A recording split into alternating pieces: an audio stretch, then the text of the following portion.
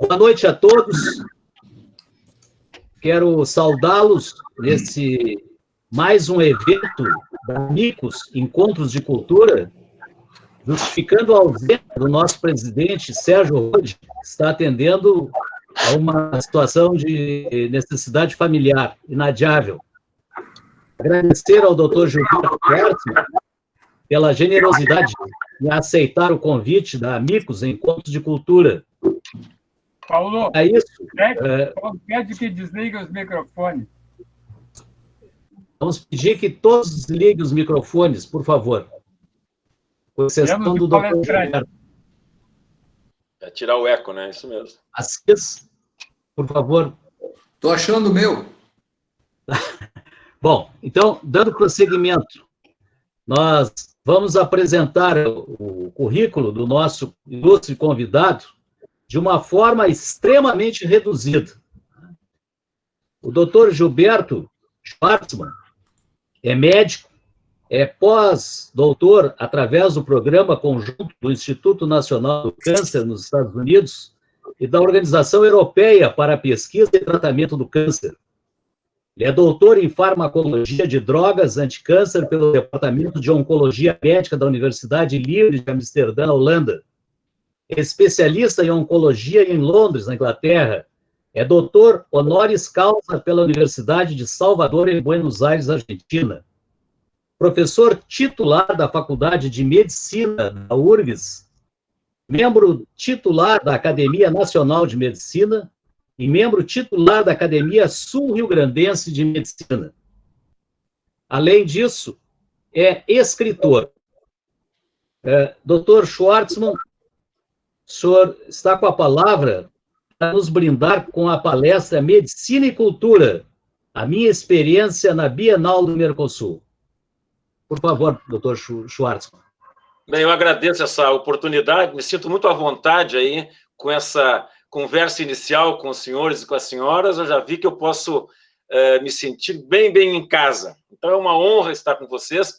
Eu sou médico, me formei em 79 pela URGS, e depois eu fiquei muitos anos fora do Brasil, na Inglaterra, na Holanda e nos Estados Unidos, mas sempre nessa trajetória eu tive as minhas dúvidas, as minhas eternas ambivalências, né, entre uma carreira médica e as humanidades. Eu lembro que quando eu estava durante o período preparatório, quase até o vestibular ali, eu estava na dúvida entre fazer medicina ou fazer alguma área das humanas, que fosse letras, ou direito, ou filosofia. Então, eu sempre andei às voltas com esse aspecto das humanidades, não é? E sempre gostei muito de música. Então, nesses meus trajetos, eu sempre tentei completar um pouco essa parte aí, além do mundo científico e da área médica. Eu também sempre busquei completar isso com coisas no campo da cultura. E uma experiência muito rica que me aconteceu, que é o objeto dessa reunião de hoje, que pode ter vários desdobramentos nessa nossa conversa, e nós temos quase uma hora, foi o convite que me foi feito há uns anos atrás para participar como presidente da Bienal do Mercosul. Durante a 10ª Bienal, não sei se os senhores acompanharam, a Bienal do Mercosul tem uma história de mais ou menos 25 anos, né?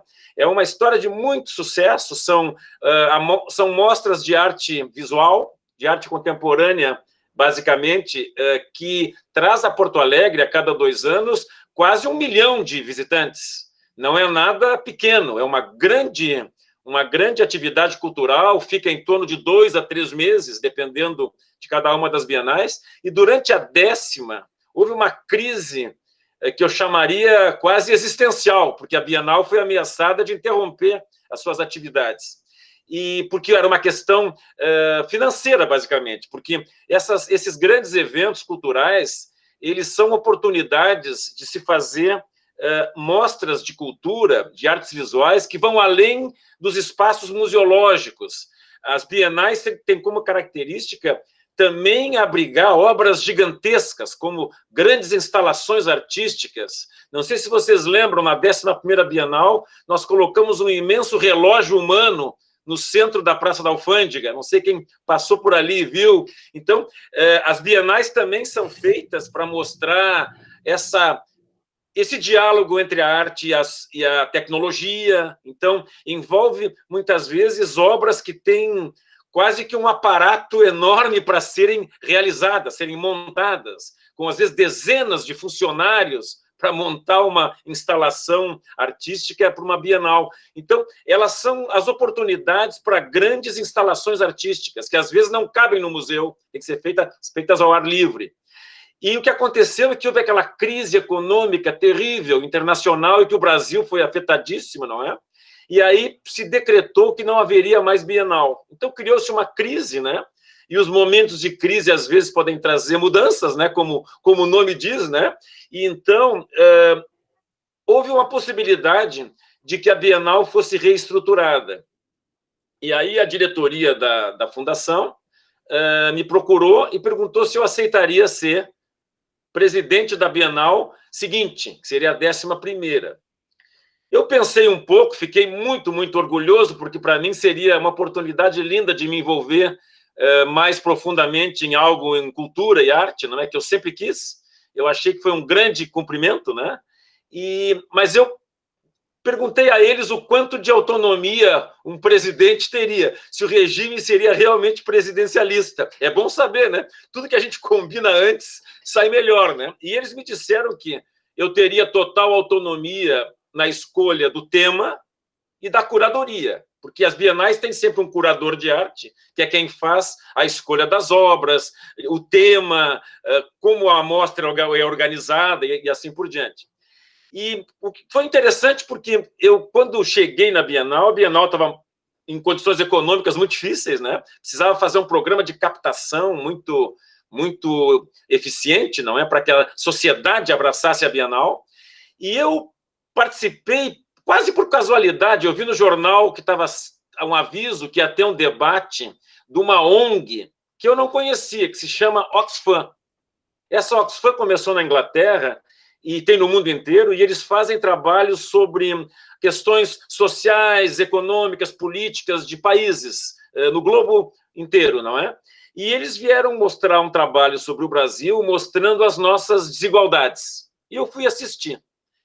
Sabe que eu fiquei muito, muito impressionado com aqueles trabalhos da Oxfam, porque eles mostravam que no nosso país havia 2 grupos que eram os mais vulneráveis para qualquer indicador que nós fôssemos analisar.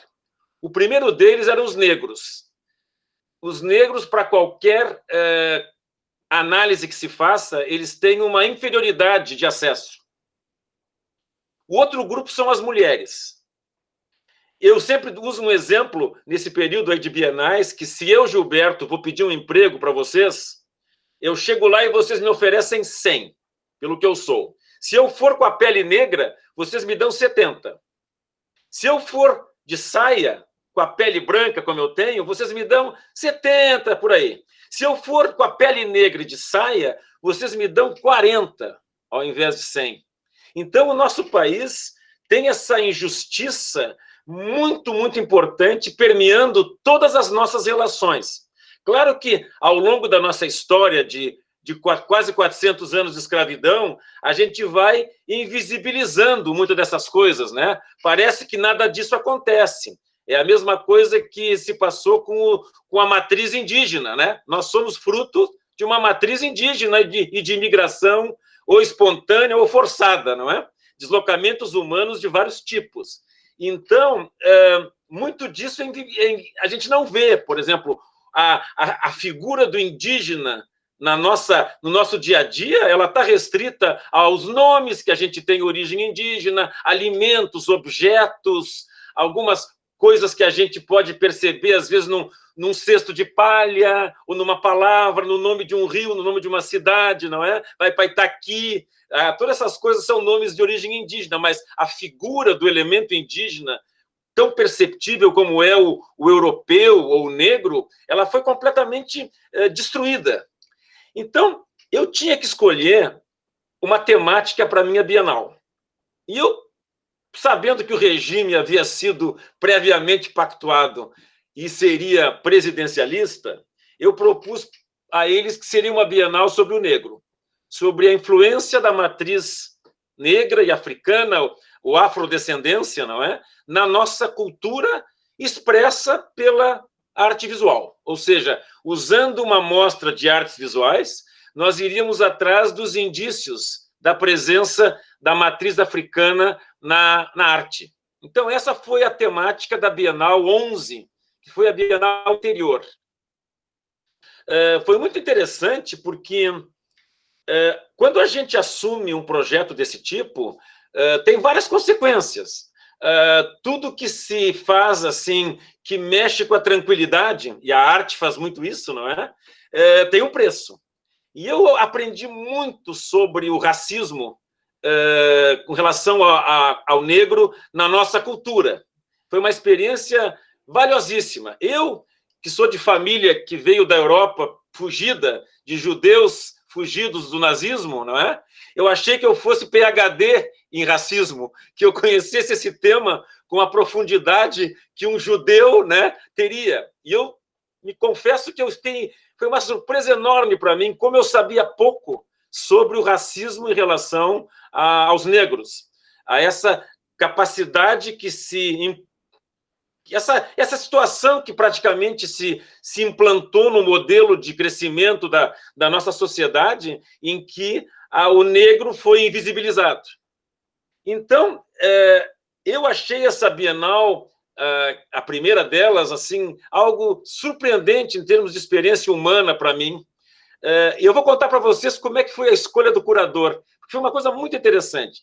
Como a gente vem de universidade, eu achei melhor fazer uma análise usando as minhas relações com os professores de medicina da minha área do câncer nas universidades do mundo inteiro, que eu morei muito tempo fora do Brasil, para me dizer quem eram as pessoas que podiam me guiar na escolha do curador nessas diferentes universidades. E eu recebi sugestões de nomes de várias universidades de diferentes lugares do mundo. E tinha alguns nomes que participavam das várias listas. Eram comuns a gente da Harvard, que deu a ideia, ou da França, ou da Holanda, ou de outros lugares, ou do Chile, da Argentina. E tinha um alemão chamado Alfons Jung. Eu gostei do currículo desse alemão, porque tinha na sua trajetória ter sido diretor do Instituto Goethe em várias regiões da América do Sul. E ele falaria português bem, porque morou vários anos no Rio, e eu soube até que teve uma namorada carioca. Então, eu imaginei que ele teria uma certa fluência em português, o que ajudaria no dia a dia, né, da curadoria. Bom, eu acabei ligando para ele e conversamos um pouco por telefone, e essa conversa por telefone, eu acho que foi das coisas mais interessantes da minha vida, porque ela teve vários desdobramentos. Eu começo a conversar com ele, me apresentei, disse que eu estava interessado em considerar o nome dele para ser o curador da Bienal do Mercosul, falei um pouco da Bienal do Mercosul, e ele me perguntou, assim, num português de alemão, assim, ele disse assim, escuta, tu é artista, tu é marchand, tu é o quê? Eu disse, olha, eu não sou nada disso, eu sou médico, sou professor de medicina. E ele, mas professor de medicina na Bienal? Eu disse, não, é que o cargo de presidente é mais para a gente, entre outras coisas, captar os recursos. Como eu tenho muita experiência com captação de recursos para projetos, e a gente se vale muito das leis de incentivo, da renúncia fiscal, não é? Das grandes empresas, até estatais, etc., eu acho que eu fui um nome que o pessoal achou que podia captar pelo menos os recursos. Mas eu não sou da área, eu gosto da cultura, da arte, mas não sou da área. Aí ele disse assim, e como é que anda essa história das cotas? Que eu li num jornal aqui na Alemanha, que vocês estavam discutindo cotas na universidade para os negros, e começamos a conversar sobre isso, no telefone. E aí ele disse assim uma hora para mim, interessante esse Brasil, os indígenas lá, morando lá, e falando bem assim, nunca me esqueçam. Aí os europeus vêm, trazem à força os negros, e depois vêm as imigrações. Que movimento humano interessante esse sobre o Oceano Atlântico. Aí eu disse assim, olha, Alfons, isso que tu dissesse agora dá um nome para uma Bienal muito legal. Essa coisa do Atlântico aí, ele disse, tem os indígenas, tem os europeus, tem os negros. Isso é um triângulo no Atlântico. Aí eu disse, olha, Alfonso, Triângulo Atlântico é um nome para uma Bienal belíssimo, que a gente enxerga que deve ter 3 pontas. Então, eu acho que isso aí a mensagem fica muito clara. Tu podia me preparar, eu te dou um mês, me prepara 10 linhas aí sobre isso aí, como seria a tua ideia de Bienal. E ele disse, eu tenho ela pronta já. Eu tenho pronto esse conceito do Triângulo Atlântico, eu posso te mandar, tu tem fax, tu tem e-mail? Eu disse, e ele me mandou 10 páginas. Olha, uma coisa maravilhosa. Ele me mandou 10 páginas de um conceito sobre como esse movimento humano que aconteceu na nossa história através do Oceano Atlântico foi rico em experiências humanas, em trocas, e que as coisas não eram só no sentido da América. Havia uma série de indícios de que havia uma volta nisso. E eu me lembro que eu comecei a conversar com ele, eu fiquei num entusiasmo, porque eu vi que aquilo era muito mais do que um cargo burocrático para mim. Ia ser uma coisa muito interessante para a minha vida, não é? Aquela coisa de conversar com o Alfonso. E aí ele começou a me contar, ele disse assim, olha, professor Schwartzman, ele chamava assim, né, com formalidade, essa coisa tem 1000 desdobramentos, porque esse triângulo, ele é um triângulo aberto, ele vai por todos os lados. Por exemplo, ele me disse, eu estava jantando esses tempos aqui no restaurante em Freiburg, e os talheres eram do Rio Grande do Sul, eram da Tramontina. Quando ele disse Tramontina, eu tive um insight de que realmente a cultura é um movimento muito dinâmico, né? E às vezes quando a gente pensa que o movimento é num sentido só, nós estamos enganadíssimos, né? Tem sempre um vai e vem cultural, não é? Ele acabou me ensinando coisas fantásticas, por exemplo, que quando a gente olha a África de hoje, tem vários países africanos que tiveram a presença do escravo, o escravizado, perdão, que é um termo melhor, que veio para o Brasil à força, voltando para o seu país. Por exemplo, tem regiões que tem até o bairro brasileiro, em que eles têm várias marcas na arquitetura local, na literatura, nas palavras do Brasil, na África. Então, eu achei aquela história do Triângulo Atlântico muito interessante. E nós acabamos fazendo essa Bienal sobre o negro, lidando com essas questões da matriz africana na nossa cultura. Foi muito, muito rico. E teve várias coisas muito gratificantes. Vou dar um exemplo prático para vocês. Não sei quantos dos senhores são colorados. Eu sou gremista, mas os colorados devem saber que os gremistas fazem aquela brincadeira com aquele viaduto do Mazembe, né? Ali perto do Beira-Rio, por causa daquele vexame que os meus irmãos colorados deram naquela partida contra o Mazembe, né? Vocês lembram bem, né? Os colorados devem ter essa memória. Pois aquele viaduto tem um nome que não é Mazembe. Aquele viaduto se chama Abdias Nascimento. O Abdias Nascimento foi provavelmente um dos maiores intelectuais negros que o Brasil já teve.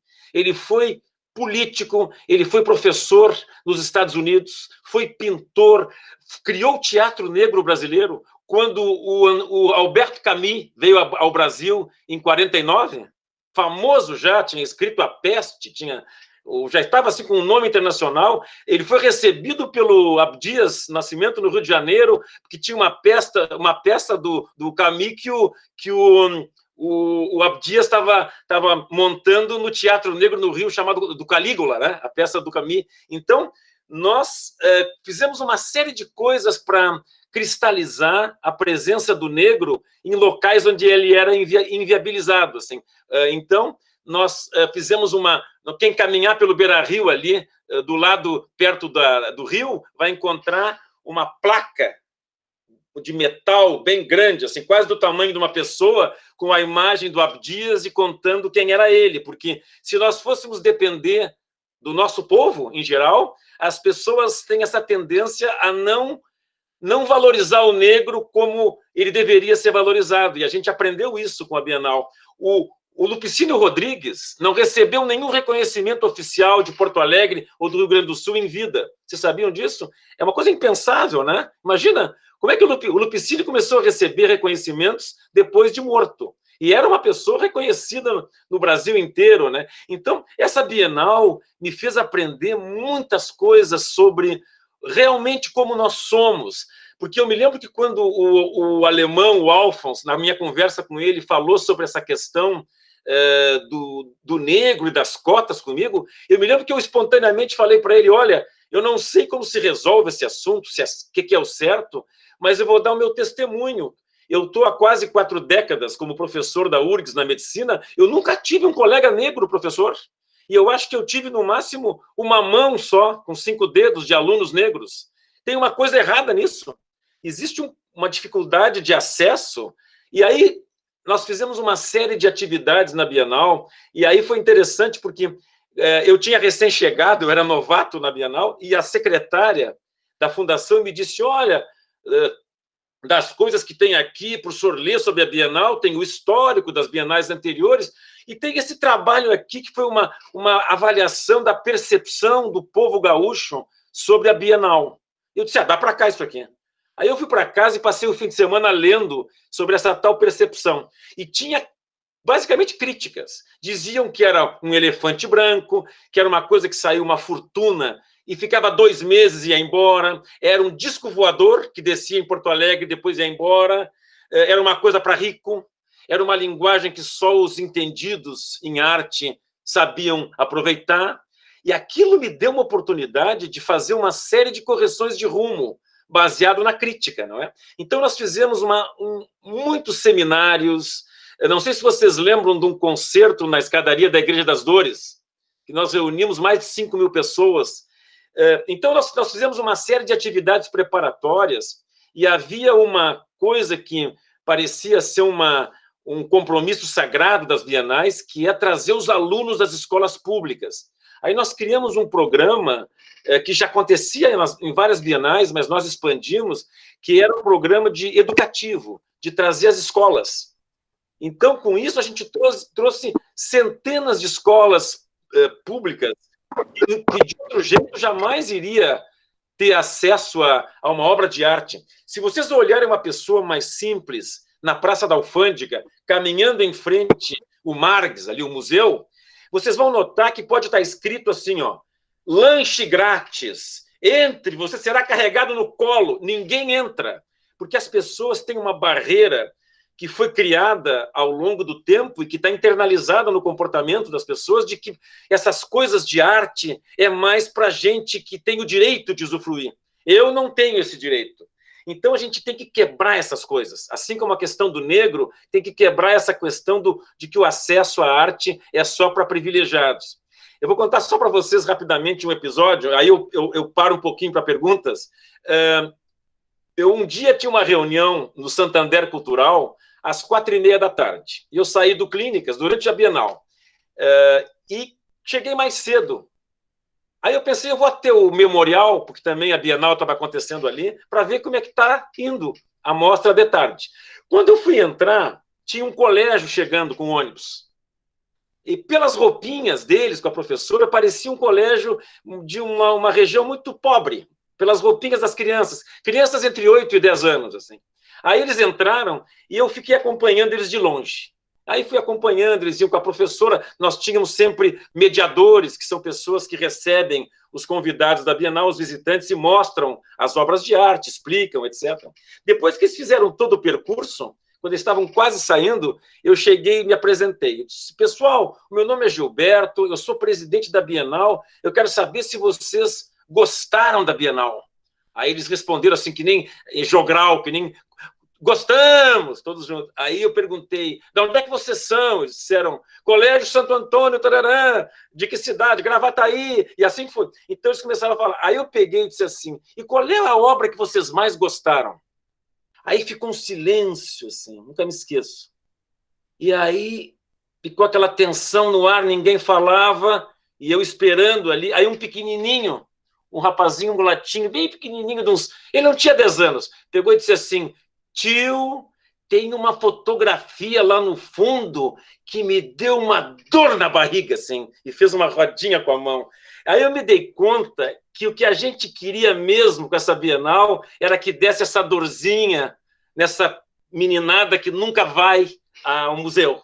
Então, a gente poder proporcionar esse momento de choque que a arte traz, porque a arte tem essa questão de nos tirar da perspectiva habitual sobre as coisas, né? É como se a gente saísse do foco normal de um objeto, né? Eu posso transformar, digamos assim, esse mouse aqui do meu computador num objeto de arte no momento que eu trouxer uma outra interpretação sobre ele, mais subjetiva, né? Que eu carregá-lo de um outro sentimento, por exemplo. Então, eu notei ali, naquele menino, um exemplo da potência que é a gente tentar fazer coisas que possam oferecer cultura e arte para todo mundo, assim. Então, resumindo, a Bienal me deu muito prazer. E depois dela, eles me convidaram para assumir a Bienal 12. Aí o tema era mulher, porque eu queria fazer como se fosse, em artes visuais, como se fosse um díptico. Já que os dois grupos mais fragilizados do Brasil são os negros e as mulheres, para qualquer indicador, fazer uma Bienal sobre o negro e sobre a mulher na arte poderia ser uma maneira de tentar envolver questões sociais junto com a Bienal, não é? Que é importante que se faça isso sempre. Só que quando nós fomos começar a Bienal 12, que era essa sobre a mulher, surgiu a pandemia do Covid. E aí nós tivemos que transformá-la numa Bienal virtual. E foi muito interessante, porque nós tivemos, então, a experiência, vocês podem olhar no site da Bienal, vale a pena. O site é www.fundacãobienal.arte.br. Vou dizer de novo, www.fundacãobienal.arte.br. Nós fizemos o seguinte, a gente achou que, pela experiência tão rica das Bienais, seria lamentável não fazer a Bienal 12. E nós pensamos assim, entre não fazer nada, vamos fazer o que a gente pode. E nós documentamos, através de vídeos, de todos os artistas que participariam da Bienal, como eles estavam se sentindo no isolamento, fazendo a sua obra para a Bienal, e nesse ambiente de isolamento, de medo da morte, de se sentir isolado. E vocês, eu faço questão que vocês entrem no site. Tem depoimentos muito interessantes e tem debates sobre o que está acontecendo na cultura no mundo, o Brasil, a mulher. Eu aprendi, por exemplo, coisas que eu não sabia, que nesse universo feminino, o grupo mais vulnerável entre todos esses grupos é o dos travestis. Os travestis são pessoas, são seres humanos que nem nós, que só podem trabalhar de noite. É como se fosse uma ave de hábitos noturnos. Porque de dia ele apanha, ele é rejeitado, ele é ridicularizado, eles não têm acesso a um emprego. Basta pensar no trabalho de vocês, quem aceitaria tão fácil um travesti, um transexual, trabalhando no seu ambiente? Não é qualquer pessoa que aceita. Para isso, nós também decidimos na diretoria, e eu achei isso bacana, eu propus e o pessoal todo apoiou, que tanto na Bienal do Negro quanto na Bienal da Mulher, eu convidei um membro dessas comunidades para estar na diretoria, para que a gente não fizesse, digamos assim, uma descrição de um fenômeno sem ter o protagonismo de quem vive o próprio fenômeno. Então, na Bienal 11, eu convidei o professor José Rivair Macedo, que é professor de História aqui da URGS, que é uma pessoa bárbara, que me ensinou muita coisa que eu não sabia sobre história e sobre a questão da escravidão no Brasil, e é negro, e participou ativamente. Ele disse que o principal era dar protagonismo para eles. Não adiantava fazer uma Bienal em que os brancos contassem a história dos negros. Nunca ia funcionar. Isso ia só mostrar o nosso isolamento entre os segmentos sociais. Então, a gente teve esse grilinho falante, que era o Rivair, sempre a me lembrar que nós tínhamos que dar sempre o microfone, o protagonismo para os negros na Bienal da Arte Negra, senão seria, mais uma vez, a visão do branco sobre o negro. E na questão da mulher também, nós, com muito simbolismo, convidamos a Glória Cristal, que é uma ativista transexual, uma pessoa bárbara, seríssima, para participar da diretoria, e ela teve uma contribuição muito grande. Então, foram 2 bienais que me deram muita satisfação. Eu acho que a gente pôde trazer à superfície discussões muito sérias sobre o que é o Brasil, não é? Às vezes a pessoa não se dá conta que a nossa grande marca histórica da desigualdade, porque o Brasil só perde para Dakar em desigualdade. Nós somos vice-campeões mundiais em concentração de renda. Só tem um lugar do mundo, pequenininho, Dakar, que tem maior concentração de renda do que o Brasil. Nós temos 1%. Tem 6 CPFs no Brasil que ganham mais que os 100 milhões mais pobres. Isso é uma coisa inacreditável, né? Uma estrutura social que aguente essas tensões. Só mesmo num país com a nossa história é que isso é possível. Em outras circunstâncias, esse modelo teria entrado em falência, né? Algumas coisas aconteceram para que depois da abolição a gente mantivesse um modelo de praticamente massacre do negro que foi liberado, né? Uma coisa que eu aprendi também é que quando a gente olha o imigrante que veio para o Rio Grande do Sul, por exemplo, ele recebeu em grande parte, um incentivo governamental. Muitos vinham e ganhavam um pedacinho de terra, podia ser num lugar muito desagradável, mas um pedacinho de terra, propriedade, né, para poder ter capital, alguns implementos agrícolas. Quando o negro foi liberto na abolição, ele ficou, como diz o outro, sem pai nem mãe. Ele não recebeu nada. Por isso que eles só sobreviviam carregando água, fazendo biscates. E é muito difícil uma pessoa que começa assim atingir um nível em que ela possa ter algum capital. Então, quem olha hoje as pessoas que fazem o serviço nas casas, nas ruas, quem limpa a nossa sujeira, quem cuida dos nenês, quem cozinha para nós, são pessoas que não conseguem acumular R$1 no fim do mês. Se eles têm um eletrodoméstico novo na casa, é fruto do crédito. Não é porque tem um capital acumulado. Então, nós temos uma distorção histórica muito grave, que nós temos quase 4 séculos de escravidão, não é? E não pensem que foi pouco. Eu vou dar um exemplo para os senhores e para as senhoras. Nos Estados Unidos, que a gente conhece o papel do negro, não é? Na história, foram para lá 400 mil escravizados ao longo da história americana, da África. Do Brasil, foram 4 milhões para cá. 10 vezes mais. O Brasil recebeu 10 vezes mais escravizados africanos que os Estados Unidos. Só no Cais do Valongo, no Rio de Janeiro, foi quase 1 milhão de pessoas. Isso os que chegavam, né? Porque muitos morriam durante o trajeto, né?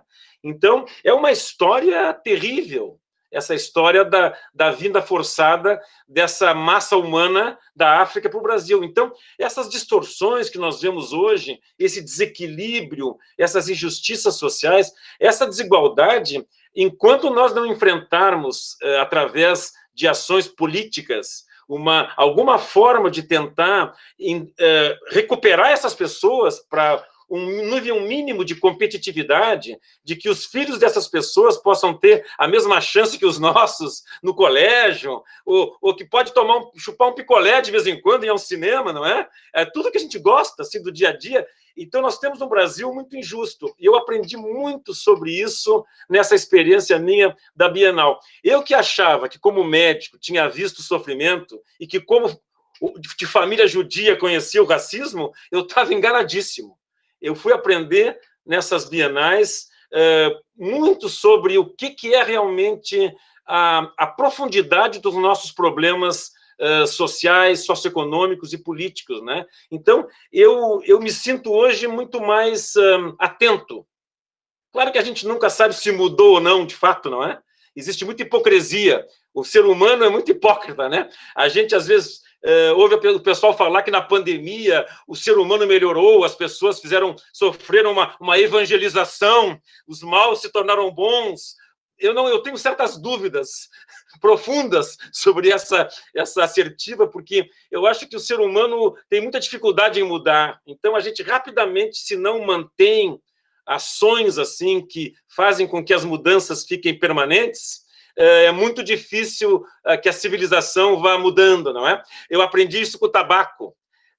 As campanhas contra o tabagismo só foram a lição de sucesso que foi no Brasil, que passou de 32% de fumantes nos anos 80 para 10% agora, por causa das leis.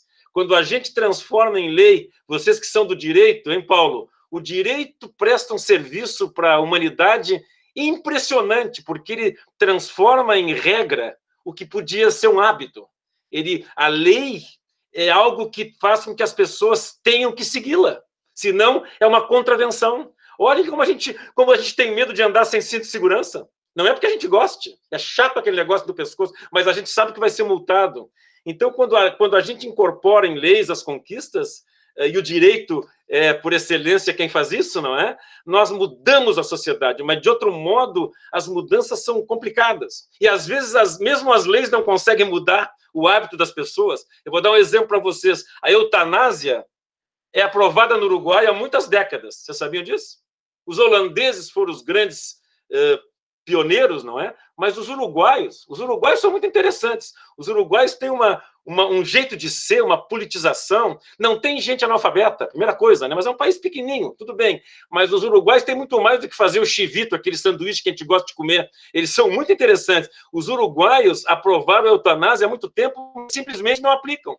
Por quê? Porque, mesmo estando na lei, a sociedade não incorporou. Então, muitas vezes, a sociedade não incorpora o que é lei, mas, tendo uma lei, a gente consegue mudar o mundo com mais rapidez. Bem, eu sou uma pessoa que costumo falar demais. Já é 6h40.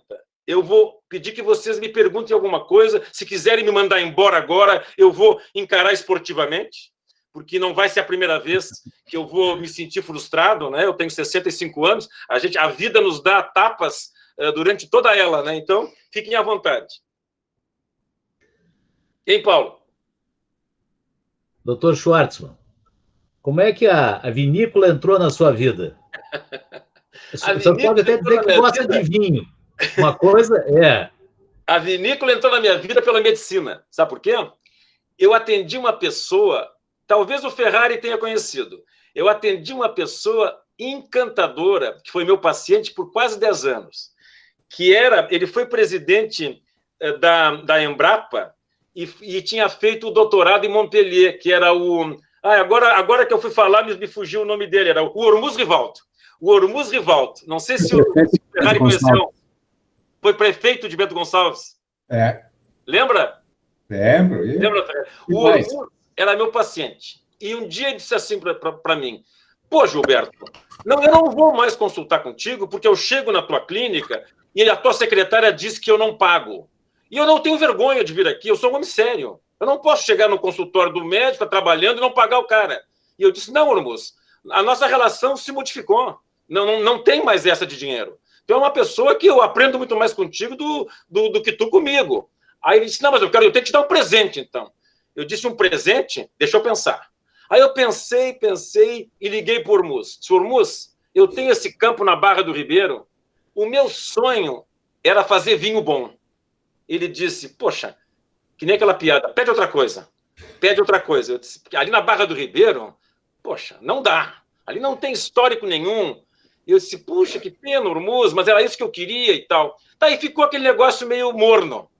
Passou-se, eu acho que uns 3, 4 meses, eu recebo uma ligação internacional.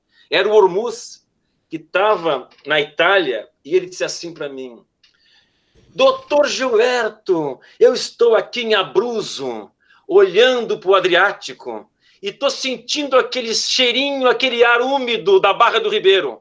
Já sei qual é a uva para ti. Eu disse: pô, Hormuz, tá brincando comigo? Não, já escolhi a uva. Eu vou fazer, então, uma encomenda de mudas, porque eu tenho, através da Embrapa, lá eu posso conseguir de Montepulciano d'Abruzzo. Quero um Montepulciano adaptado em Abruzzo, numa área mais úmida, digamos. E o Hormuz, na sua generosidade, achou que podia ser bom para a Barra do Ribeiro. E aí entrou os meus brios científicos, né? Eu sou professor da faculdade, eu disse assim: Hormuz, já que tu vais fazer essa importação e não tem um histórico na Barra do Ribeiro, que tu tanto te quietasse, vamos fazer assim, ó. Vamos escolher várias uvas tintas e brancas e vamos fazer vários vinhedos, vários quadros, E a gente daqui a 20 anos, o que é 20 anos para o mundo? Nada, não é? Nós um dia vamos saber, alguém vai saber qual é a vocação da Barra do Ribeiro. E ele disse, mas que ideia boa, vamos fazer isso então. E aí começou a história. Ele fez uma importação, o Adolfo Lona me ajudou, toda essa gente boa me ajudou. Porque o médico tem essa, né? A gente faz relações, às vezes, das mais diversas, e o pessoal gosta de ficar bem com o médico, né? Eu tenho essa percepção, porque o médico, numa cidade pequenininha, quando o padre foi fazer uma missa em outro lugar, o juiz está doente, quem fica com os segredos dos pacientes são os médicos, né? Então, o médico tem um papel interessante social, né? E eu me lembro que eles se uniram de uma maneira muito carinhosa e me montaram esse projeto, eu não fiz nada. Inclusive, eles fizeram certas coisas, depois é que eu fui entender, que eles queriam fazer em outro lugar, mas não podiam. Então, ali com o Dr. Gilberto, que eles é que mandavam, eles fizeram. Por exemplo, o Ormuz montou um sistema que era tudo por gravidade, que eu achei bárbara a ideia, porque ele dizia que a uva tinha que sofrer o mínimo possível, porque o vinho era um ser vivo, ele fazia toda uma coisa romanceada, e era uma pessoa muito interessante. Então, nós fizemos um projeto, que foi eles quem fizeram, que eu achei muito bonito. Claro que numa escala pequena, né? E eu, como nunca gostei de cerveja, de uísque, é uma coisa pessoal, uns golezinhos de vinho eu tomo. Eu sou mais um degustador do que um tomador, eu confesso para vocês. Se tiver que abrir uma garrafa de vinho para tomar eu e minha mulher, é difícil. Porque a gente não é muito da bebida de álcool, assim. Eu não tolero muito bem. É uma coisa minha. Mas o projeto foi muito bonito. Aí começou a ter gente que queria casar lá. Vinham as pessoas comprar vinhos, e aí uma senhora disse, doutor, a minha filha vai casar aqui. Eu disse, não, mas não tem como casar aqui. A minha casa é aqui. Eu venho com a minha família fim de semana para cá. Não, doutor, ela vai casar aqui. Eu já decidi. Nós vamos ter que entrar em um acerto nós dois. E aí começou a acontecer a questão dos casamentos lá. E isso levou o negócio para frente, porque as pessoas começaram a consumir mais o nosso produto nos casamentos. Aí aconteceu de uma noiva dizer que ela queria casar lá desde que passasse a lua de mel também. E aí uma parte da propriedade, que era onde ficava material para os cavalos, aquela turma toda que a gente andava com as crianças, com os sobrinhos, com os filhos, do fim de semana a cavalo, toda aquela parte nós esvaziamos e fizemos ali um local para a lua de mel. E o negócio foi andando. E foi uma experiência muito bonita. Vocês não têm ideia do que aconteceu depois. Teve um dia que eu recebi, é inacreditável isso, porque eu nunca imaginei que isso fosse acontecer naquele lugar completamente sem importância, no mundo dos vinhos. Um dia eu recebo uma mensagem de uma pessoa de São Paulo dizendo o seguinte, olha, o Michel Legrand é meu cliente, ele faz os concertos no Brasil já há vários anos, começa pelo Rio de Janeiro, vai para São Paulo, aí Belo Horizonte, e às vezes Porto Alegre, Bahia, e ele tomou o seu espumante, porque um colega meu da Academia de Medicina, eu tinha dado uma caixa para ele, e não sei como no Rio de Janeiro ia ter um coquetel na casa não sei de quem, lá do Teatro Municipal, e ele provou o meu espumante, que cá para nós era bom, era método champenoise, feito à maneira tradicional francesa. E aí não é que esse homem me disse que ele ia começar a turnê por Porto Alegre, um concerto na URGS, na reitoria. E ele queria conhecer a nossa vinícola. Eu quase caí para trás, o Michel Legrand, que eu sou louco por música, imagina, Michel Legrand ganhou tantos Grammys, né? Aquelas músicas maravilhosas do Michel Legrand. E aí, o Verão de 42, que vocês lembram, né? Cada música bonita. E aí, o Michel Legrand viria para Porto Alegre, confirmado, e queria conhecer a vinícola. Aí esse sujeito, que era o empresário de São Paulo, me disse o seguinte, que aí me cortou, disse assim, só tem um detalhe, ele não toca fora do concerto, porque eu sou um homem da música, eu tenho 7 pianos na família. Aqui na minha biblioteca tem um de meia cauda, lá na vinícola tem 3. Então nós somos, o meu filho tem um, nós temos piano por tudo quanto é lado, temos 7 pianos no total. E aí eu disse, não, mas puxa, o Michel Legrand não vai tocar? Nós temos um piano ótimo lá na vinícola. Aí o cara disse, de jeito nenhum, o senhor se comprometa comigo. Eu disse, não, tudo bem. Aí, vejam como é importante gostar de música. Aí vem o Michel Legrand com a mulher, que até ele já faleceu, ela também, ela era uma mulher lindíssima, Ele foi marido dela e depois se separaram, ele casou depois com outro. Ela era a Catherine Michel, ela era artista número 1 da Orquestra Sinfônica em algum lugar da França, que eu não me lembro qual. E aí eles vieram, e aí eu reuni vários amigos, né, para ter provas do crime, porque senão ninguém ia acreditar que o Michel Legrand ia ter ido na vinícola. E fizemos um coquetel de tarde, e eu cuidando, avisei meus amigos, ninguém fala em tocar para esse homem, pelo amor de Deus, que eles vão querer ir embora. Aí eu estou perto do Legrand, e ele chega para mim e me diz, pois é, eu estou tentando encontrar um CD, na época dos CDs, um CD do Tom Jobim, e não encontro. Eu disse, olha, não me leva a mal, mas os CDs do Tom Jobim são acessíveis muito facilmente. Eu lhe consigo qualquer um. Aí ele disse, não pode ser, porque o meu pessoal já tentou. E aí eu disse, mas qual é o CD que o senhor deseja? E aí ele cantarolou a música. E aí eu disse para ele assim, humilde, mas petulante. Eu disse, olha, não me leva a mal, isso não é do Tom Jobim, isso é do Carlos Lyra.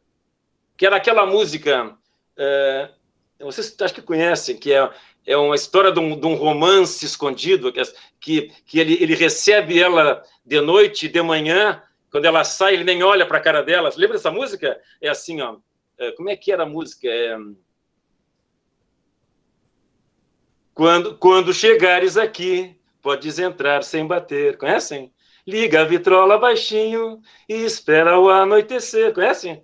E quando ouvires quando ouvires... corre para me receber depois.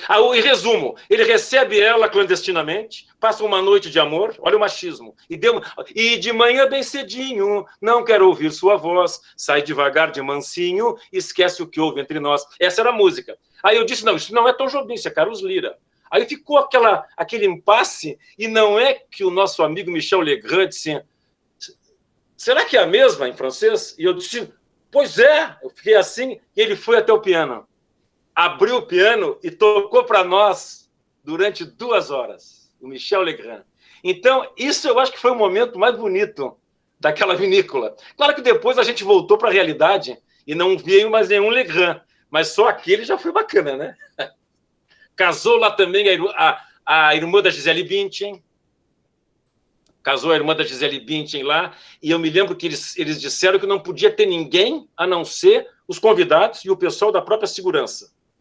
Mas a minha mãe, que hoje tem 96, isso faz uns 10 anos, ela disse, de jeito nenhum. Não é só por ela, mas eu soube que o Tony Brady, o marido dela, vai estar junto. Eu não perco essa. A minha mãe disse, eu vou. E uma tia da minha mulher, de 90 e poucos, disse, eu também vou. Então se criou um impasse familiar. E aí aconteceu um episódio belíssimo, que só eu sei e a minha família, que é o seguinte, ó. Nós ficamos dentro da minha casa, confinados, tudo fechado, e as velhinhas olhando pela veneziana. E acontecia o casamento, a Gisele Bündchen tinha uma mulher, não é belíssima, ela tinha um molejo, ela parecia acho que 1/4 de milha, assim, no campo. E aí eles foram tirar as fotografias. E aí começaram a tirar as fotografias. Olha como a minha mãe é uma mulher experiente. Olha o que é a experiência de uma mulher de 80 e tantos anos.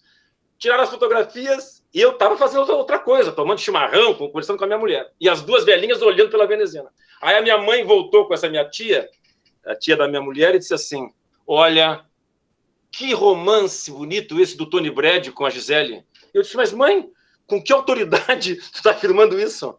Não, porque eles vieram tirar fotografias de família bem perto da parede da minha casa, que tem uma vista bonita. Então, a minha mãe e essa minha tia enxergavam a cena por trás. E diz a minha mãe que ele beliscava a Gisele Bündchen naquele local que vocês estão imaginando qual, e ela dava um tapinha. Então, para minha mãe, aquilo foi a maior prova de que havia amor naquele casamento, pelo menos durante aquele período. Então, essas são histórias da minha vinícola. Vocês viram que eu falei mais da periferia do que do centro, né? Eu falei pouco da qualidade dos vinhos e mais das circunstâncias, né? O homem e as suas circunstâncias, né? Ortega y Gasset. A palavra. Quem quer fazer um questionamento? Olha, eu só queria... Uma colocação. Já que o Gilberto falou sobre o Ormuz Rivaldo, e esse Ormuz Rivaldo era diretor da Embrapa de Bento Gonçalves, depois foi presidente, Perfeito, né? presidente nacional da Embrapa. E o que é interessante é que ele se elegeu prefeito de Bento, ninguém esperava, mas ele era uma simpatia, era muito amável, acabou se elegendo prefeito de Bento. E os agricultores de Bento, lá em Faria Lemos, que é um distrito, eles resolveram homenagear ele logo depois da eleição com um jantar. E o jantar era passarinhada. Sim. Gringo, Claro. com polenta, né? Vinho. Uhum.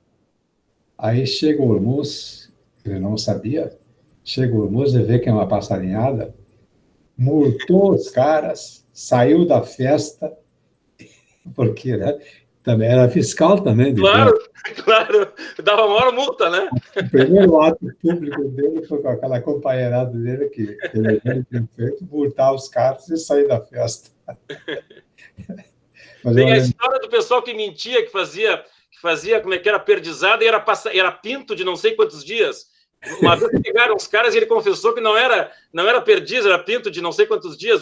Ele fazia uma picaretagem, enganava o pessoal o molho era o mesmo, mas não era perdiz. O pessoal desconfiava porque não sentia o chumbinho. Mas o Hormuz é uma pessoa muito bacana, né? Sabe que ele me ensinou muita coisa sobre grandeza, assim. Ele faleceu de um problema cardíaco, mas ele foi de uma grandeza, assim, nos momentos finais. A gente aprende com as pessoas, né? Eu me lembro que ele teve uma atitude tão digna no final da vida dele, assim, de alguém que viveu bem, assim, sabe? E não queria que fizesse nada de doidice para ele ficar numa cama, assim.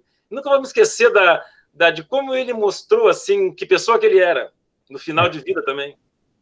Ele tinha uma grandeza, pessoal, um caráter muito grande. Era uma excelente pessoa. Mas, doutor, eu queria lhe dizer que o senhor deu um verdadeiro show. Obrigado. Arte, história, política, né? Eu achei até que você fosse falar um pouquinho sobre a sua profissão de oncologista, né? Pode vir uma outra vez que vocês quiserem me aguentar, eu falo o que vocês quiserem. Quando eu vi o senhor falar sobre isso, fiquei uma outra faceta que eu fiquei encantado. Os cumprimentos. Né? Eu que agradeço. Agradeço muito. Fiquei muito feliz em estar com você. Fico muito feliz em poder ter ouvido. Muito obrigado. Onde é que está o meu amigo Mário Evangelista, que eu não estou enxergando? Ele já foi embora? Não, está presente. Meu querido amigo, foi meu vizinho no hospital de clínicas de sala durante uma vida. Ele está aí, né? Acho que está, sim. Está presente, está presente. Manda um abraço para ele. Está bem. Vitor, com a palavra. Doutor Gilberto, foi um prazer ouvi-lo. Obrigado. Dei boas risadas. Eu queria que o senhor abordasse, já que o senhor colocou aí a questão do negro, um aspecto que nós estamos vivenciando com certa frequência, que é o racismo no futebol. E, recentemente, agora tem o episódio do Neymar, lá na França, que é um país do primeiro mundo. Se eu puder abordar alguma coisa a respeito,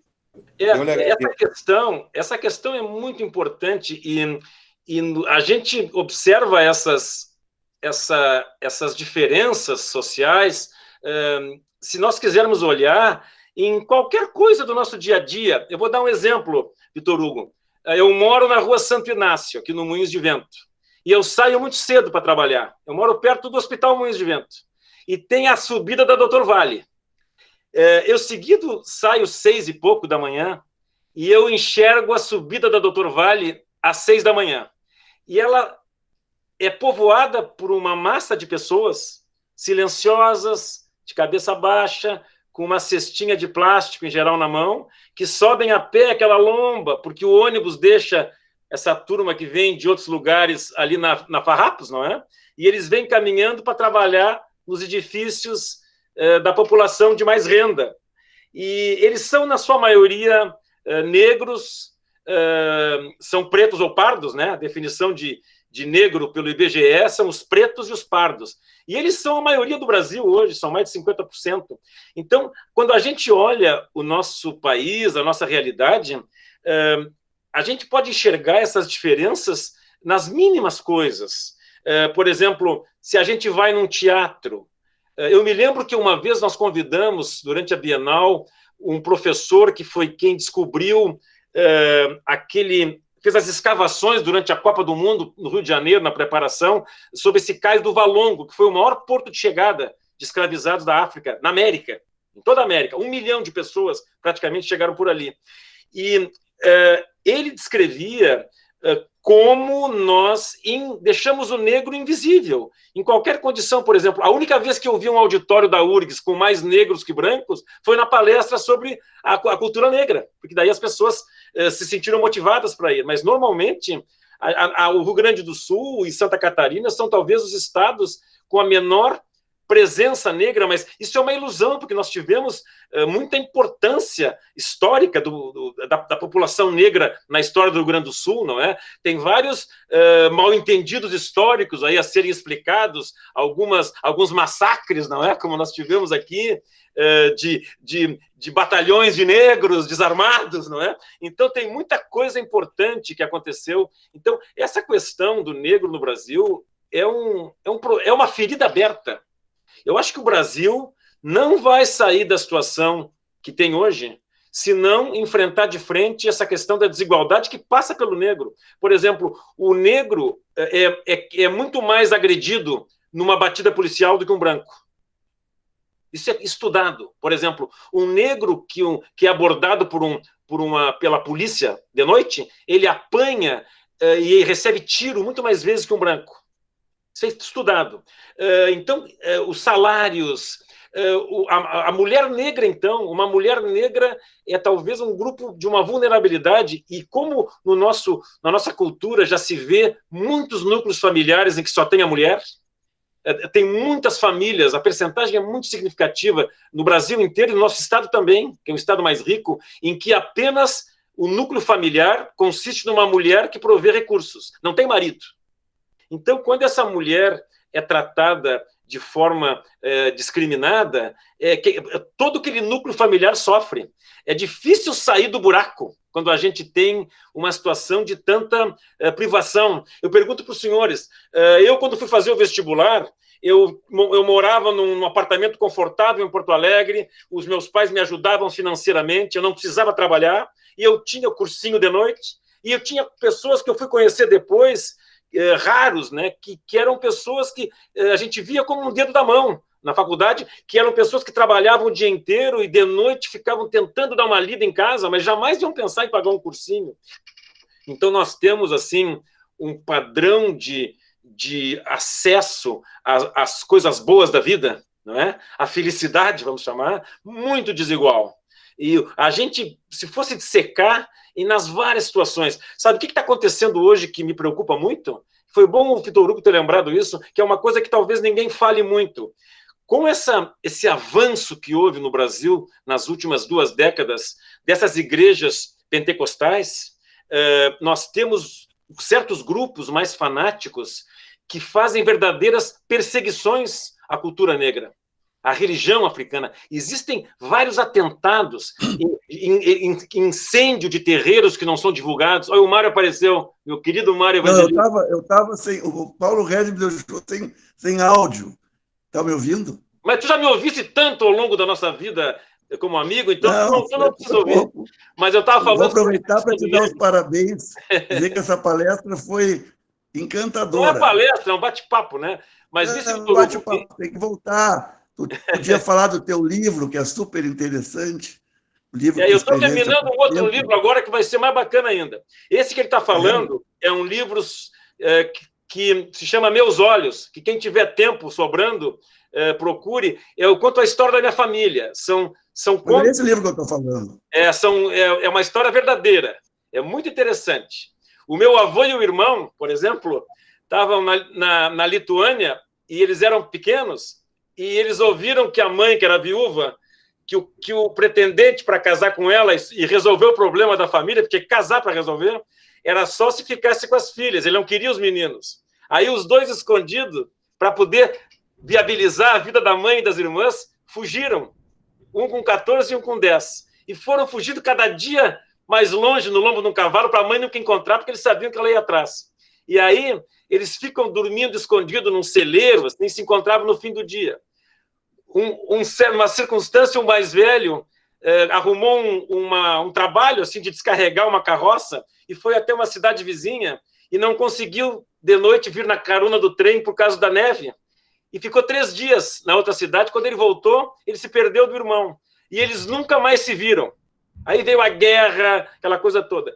E um belo dia no Rio de Janeiro, nos anos 70, a minha tia do Rio recebe uma carta da filha do outro irmão, ele procurando pelo irmão, uma vida inteira depois. Então, a história da minha família tem essa saga do imigrante sofrido, assim, vale a pena ler.